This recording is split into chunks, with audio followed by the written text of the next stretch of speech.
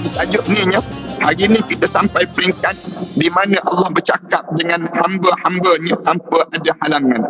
Lalu ditanya oleh para alim ulama, adakah jin juga akan bercakap dengan Allah waktu mana sampai di padang mahsyar nanti? Bila sampai di padang mahsyar nanti, Allah tanya tak tanya jin? Kenapa timbul pertanyaan ini? Jawabnya kerana Allah sebut dalam Quran, wa ma khalaqtul jinna wal ins illa liya'budun. Aku tidak ciptakan jin dan juga manusia kecuali untuk menjadi hamba kepada Allah. Maksudnya dalam hidup kita ni ada tak ada makhluk jin? Ada makhluk jin. Jin ada. Kemudian yang dalam masa yang sama juga manusia pun ada. Cuma sikap manusia dengan jin ni macam mana? Yang ni dibincang oleh para alim ulama. Alim ulama bincang, macam mana kita dengan jin? Mana dahulu yang diciptakan oleh Allah? Manusia dahulukah ataupun jin dahulu yang dicipta oleh Allah? Ulama-ulama sebut penciptaan yang lebih awal ialah jin. Kemudian lepas itulah baru diciptakan manusia. Sejarak mana di antara jin dan manusia ni dicipta? Sejarak lebih kurang 3,000 tahun. Disebut dalam kitab-kitab ceritanya, Allah buat jin dahulu. Bila Allah ciptakan jin, barulah Allah ciptakan manusia. Oleh kerana Allah jadikan dua-dua ni, tujuan apa Allah jadikan dua-dua ni? Dua-dua ni tujuannya untuk menjadi hamba kepada Allah. Bahkan kalau tuan-tuan baca dalam Quran, tuan-tuan akan jumpa dengan ayat yang satu surah khusus mengenai cerita mengenai jin. Surah jin. Qul uhiya ilayya annahu istama'a nafarun minal jin faqalu inna sami'na qur'anan ajaba. Surah jin ni Allah cerita tentang khusus mengenai jin. Bila Rasulullah baca Quran, tiba-tiba Rasulullah sallallahu alaihi wasallam baca Quran ini dan waktu mana malam hari Rasulullah salat tahajud, satu kumpulan jin yang lalu dan dia dengar Rasulullah baca. Katanya mereka, inna sami'na qur'anan ajaba. Kami dengar satu kalimah Al-Quran yang penuh dengan takjub. Lalu jin-jin ini sendirinya macam mana? Ulama-ulama bincang tentang jin ini, termasuk dalam perbincangan para alim ulama yang anda sebut sebelum daripada ni lah. Yang menjadikan setengah di kalangan kita yang tak faham, ada di kalangan kita faham. Yang faham tu kerana belajar, yang tak faham tu kerana kurang ajar dia panggil. Yang jadi demikian. Yang faham dia fahamlah kerana dia belajar. Bila dia belajar tu dia fahamlah konsep bagaimana jin. Tapi yang tak faham tu tetap menjadi kurang ajar dalam hidup dia. Lah kata macam-macam gaya pada ustaz dan sebagainya. Punca apa? Punca dia tak faham langsung. Bila dia tak faham, dia timbul pertikaian yang disebut ini sendiri. Dan kita tinggalkan dahulu yang tu. Tapi nak sebutnya, jin ini ada tak ada? Ada. Waktu mana lepas pada kita meninggal dunia, bangun-bangun di padang mahsyar nanti, Allah kepung, malaikat ni kepung manusia dan juga jin. Dalam Al-Quran Karim cerita, waktu mana kepung jin dan juga manusia ni, kepung jin dan manusia, Allah cabar. Malaikat ni cabar manusia dan juga jin. Ya ma'syarul jinni wal ins, wahai puak-puak jin dan juga manusia. Siapa di kalangan kamu yang cuba nak lari hari ni, larilah sekarang, lari sekarang. Siapa yang berjaya dia lari. Katanya Allah cabar. Cuba kamu lari sekarang. La tanfuzuna illa bisultan. Tak ada seorang pun yang boleh lari kecuali yang disebut dengan, yang namakan dengan apa dia, yang diberi kuasa oleh Allah. Menunjukkan jin ni ada ke tak ada? Ada. Oleh kerana jin tu ada, oleh yang demikianlah kita minta dilindungi. Kita minta dilindungi oleh Allah daripada kejahatan apa dia? Minal jinnati wan nas. Kejahatan jin dan juga manusia. Kerana jin-jin ini ada yang jahat dan ada yang soleh. Jin ni macam kita juga. Wa inna minnas salihun wa minna duna zalik. Kunna tara'iqa qidada. Ada di kalangan kami jin yang soleh. Ada di kalangan kami jin yang jahat. Jin-jin, wa inna minnas salihun. Katanya puak jin, di kalangan kami yang rajin sembahyang.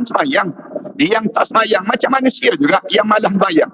Yang buka aurat, yang tutup aurat. Maknanya jin ni ada semua di kalangan jin ini sendiri. Oleh demikian, dia ada kehidupan dia ada perjalanan dia, cara Allah jadikan di kalangan manusia. Cuma di kalangan jin tak ada Nabi dan juga Rasul. Itu je dia panggil demikian. Di kalangan jin ni yang ada Nabi dan juga Rasul di kalangan manusia. oleh demikian di kalangan puak-puak jin ini, mereka akan menjadikan Nabi dan juga Rasul siapa dia? Nabi Muhammad sallallahu alaihi wasallam. Itu dia asas dia. Tak boleh pula puak-puak jin lepas pada ni mengaku ada Nabi juga. Tak boleh dipanggil. Dia dengar tak dengar kuliah kita ni? Dengar. Puak-puak jin ni datang tak datang? Datang. Ada yang datang, ada yang cuti sekolah sekarang dipanggil. Jin yang cuti sekolah pun ada juga. Nak suruh kita faham pada diri kita ni, dia nak, cuma kita tak nampak dia. Allah sebut dalam Quran, innahu yarakum huwa wa qabilahu min haitsu la tarawnahum. Mereka nampak kamu, kamu tak nampak mereka. Itu je cara demikian. Kalau ada orang kata dia nampak jin, dia salah seekor daripada jin tersebut. Itu dia panggil asas dalam hidup. Bila kita hidup atas dunia ni, Allah tutup hijab mata kita, tak nampak jin. Kalau kita nampak jin, maksudnya kita ni sedang mengalami saat yang dekat nak meninggal dunia. Kalau siapa yang kata dia nampak jin tu, dia nak mati dah tu. Dia nak mati dah. Ataupun dia nampak, dia sebut dia nampak juga, dia kanak-kanak. Kanak-kanak dia nampak.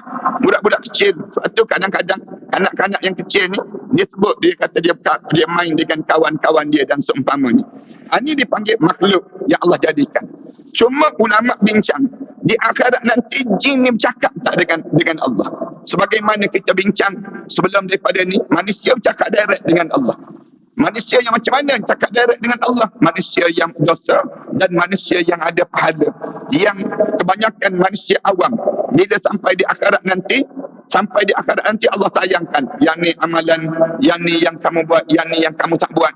Yang ni dipanggil perbincangan ahli ulama bincang. Yang ni tentu manusia bercakap dengan Allah Subhanahu Wa Taala.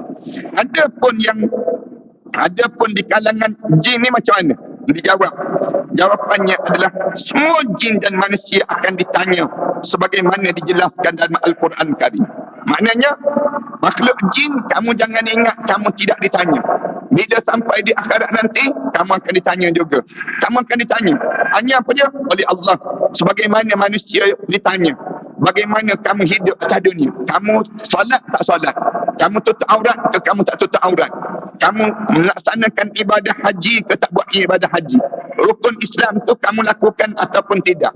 Jin ini mereka tetap sama untuk melaksanakan perintah Allah Subhanahu Wa Taala. Ini perbincangan ulama-ulama bincang kala demikian. Sehingga kan ulama bincang ni, boleh tak manusia berkahwin dengan jin? Itu para hadis sekarang akan jumpa ulama-ulama bincang. Boleh tak manusia ni berkahwin dengan jin? Ni ulama bincang kala demikian. Kalau bab kahwin ni pun ulama bincang, apatah lagi perbincangan yang lain. Termasuk dalam perbincangan, boleh tak manusia ni minta tolong di kalangan makhluk jin? Dia bincang oleh para alim ulama. Dibincang dalam perkara demikian. Ada ulama kata tak boleh. Ada ulama kata boleh. Boleh. Yang boleh tu kata ada hujah-hujah dia. Kenapa? Kerana makhluk jin bukannya semua makhluk jin jahat. Ada makhluk jin yang baik dan ada makhluk jin yang jahat. Cuma makhluk jin ni ramai jahat daripada yang baik. Kalau begitu, ulama-ulama yang kata boleh ni, dia kata, kalau begitu manusia pun tak boleh minta tolong dengan manusia jugalah. Minta tolong bantuan, minta memberi bantuan sikit. Kenapa? Manusia pun ada yang baik dan ada yang jahat. Sama dengan jin juga. Jin pun ada yang baik, ada yang jahat. Sebagaimana mereka ini sendiri. Ini perbincangan ulama kalau demikian. Bagi saya, hari ini kita tak payah peningkan kepala kerana kita bukan jin. Senang kata. Oleh kerana kita bukan jin, kita hanya kena faham tentang ayat Al-Quran Karim sebut saja. Ayat Al-Quran cerita apa dia? Al-Quran Karim sebut, dia kata di kalangan manusia dan juga jin akan disoal di hadapan Allah nanti. Allah akan tanya soalan pada mereka. Ulaika alladhina haqqa alaihimul qaul. Mereka itu di kalangan orang yang wajib ditanya di atas perkataan bersama dengan umat-umat yang terdahulu. Fi umamin qad qalat min qablihim minal jinni wal ins. Di kalangan mereka, di kalangan golongan jin dan juga manusia, mereka adalah orang-orang yang rugi. Innahum kanu khasirin. Mereka termasuk di kalangan orang yang rugi bila mereka tidak mentaati perintah Allah dalam hidup ini. Ini yang Allah Subhanahu Wa Taala cerita demikian. Maknanya berdasar pada ayat ni, Semua manusia ni akan disoal. Semua makhluk jin akan disoal oleh Allah. Semua makhluk jin kena soal. Oleh kerana kamu buat khianat pada sama-sama kamu. Kamu buat khianat kepada manusia. Makhluk jin akan disoal. Dia tanya, kenapa kamu tak sembahyang? Kenapa kamu lewat? Kenapa kamu buat macam ni? Semua akan disoal oleh Allah. Sebagaimana manusia yang disoal, makhluk jin ini pun akan disoal di hadapan Allah Subhanahu wa taala nanti. Kemudian Allah Ta'ala berfirman lagi, walikullin darajatun mimma amilu waliyuwaffiyahum a'malahum wahum la yuzlamun. Dan setiap orang yang memperolehi tingkatan sesuai dengan apa yang telah mereka kerjakan. Tiap-tiap di kalangan kamu ni, kamu akan dapat kedudukan kamu berdasar pada apa yang kamu buat. Yang biasa nak buat contoh kan, kita ni kalau kita menghafal Quran 20 ayat, kita menghafal Quran 20 ayat. Anak perempuan kita menghafal Quran 21 ayat. Anak perempuan kita ni jauh lebih tinggi darjat dibandingkan dengan kita di sisi Allah. Walaupun kita ni ibu dia, walaupun kita ni ayah dia, tapi oleh kerana darjat itu berbeza dengan apa dia? Walikullin darajatun mimma amilu, dengan apa yang kamu kerjakan. Termasuk dengan di kalangan jin dan juga manusia. Manusia dan juga jin ni, bila dia buat kerja, dia buat amalan soleh. Kalau jin tu jin yang soleh, dia buat kerja, amalan soleh dalam hidup dia, dia akan naik darjat dibandingkan dengan manusia. Sebab tu ulama' kata tak betul kalau ada orang kata sejahat-jahat manusia sebaik-baik jin. Sebaik-baik jin sejahat-jahat manusia. Kalau didengarnya puak jin, ditamparnya kita tak mendengar. Nak sebutnya. Kerana apa dia? Aku pula yang jadi jahat katanya. Tak ada. Allah dah jadikan tiap-tiap di kalangan kita ni buat amalan. Tak kira manusia ke jin ke manusia ke, walikullin darajatun mimma amilu. Tiap-tiap di kalangan kamu ni ada darjat-darjat yang telah melakukan amalan itu. Allah tentukan darjat masing-masing dalam hidup masing-masing. Waliyuwaffiyahum a'malahum, dan Allah akan balas setiap pekerjaan yang mereka kerjakan. Wahum la yuzlamun, dan Allah dengan mereka itu sekali-kali tak akan buat zalim pada kamu. Maknanya kamu buatlah benda yang baik, walaupun sikit sekalipun. Kamu buat macam mana orang tak nampak sekalipun, Allah akan balas ganjaran yang kamu lakukan itu. Demikian juga dengan kamu buat jahat, walaupun sekecil mana pun jahat kamu, Allah sebut balasan itu tetap kena di kalangan kamu. Walaupun kamu dalam keadaan yang kamu ni orang tak nampak, walaupun orang tak tahu, tapi balasan kezaliman yang kamu lakukan itu akan ditentukan oleh Allah Subhanahu wa taala pada diri kamu tadi. Maksudnya setiap mereka dalam ayat tersebut adalah jin dan juga manusia. Itu yang kita sebut tadi lah. Janji dan ancaman untuk mereka sama dengan manusia. Allah jadikan ancaman untuk jin sama je dengan manusia. Maknanya, kalau ada makhluk jin yang dengar kuliah pada pagi ni, senang kata, nak sebutnya, kamu jangan ingat setiap kali mana dikuliahkan ini, bila kita sebut ini, kita hanya sebut untuk manusia saja, tidak. Kena ingat di kalangan makhluk jin. Bila dia dengar saja, dia tahu saja, tiap-tiap ancaman, tiap-tiap ganjaran yang disediakan oleh Allah itu termasuk di kalangan manusia dan juga jin. Dua-dua sama saja. Satu Islam kata jin jangan kacau manusia. Manusia jangan kacau jin. Dah diberi batasan kan antara benda yang jangan kacau jin. Apa dia? Dalam kitab dia ajar pada kita, jangan kencing dalam, Rasulullah pesankan jangan kencing dalam lubang-lubang. Lubang tu jangan kencing. Kerana apa dia? Kalau kamu kencing dalam lubang, dalam lubang ni, makhluk jin tu ada. Makhluk saudara-saudara kamu, makhluk jin tu ada dalam lubang itu. Bila dia tengah tidur, terlentang je kamu pergi kencing.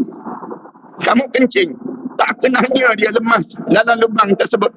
Kamu pergi kencing tersebut, dia menyebabkan bengkak kemaluan kamu. Ini diajar. Jangan kacau makhluk jin.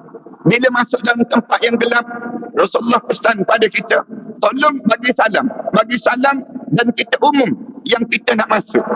Hatta dalam rumah kita, Rasulullah pesan kan, bila kita nak tidur ni, disunatkan kita kebas dahulu tempat baring kita ni. Dalam kitab dia ajar, dalam hadis-hadis pun cerita, mana-mana rumah yang ditinggalkan lebih 3 hari saja, makhluk jin akan masuk dalam rumah tersebut. Tinggal 3 hari je makhluk jin masuk terus. Bila masuk, dia tidur tempat baring kita. Dia tidur tempat kita ni. Kita pun balik.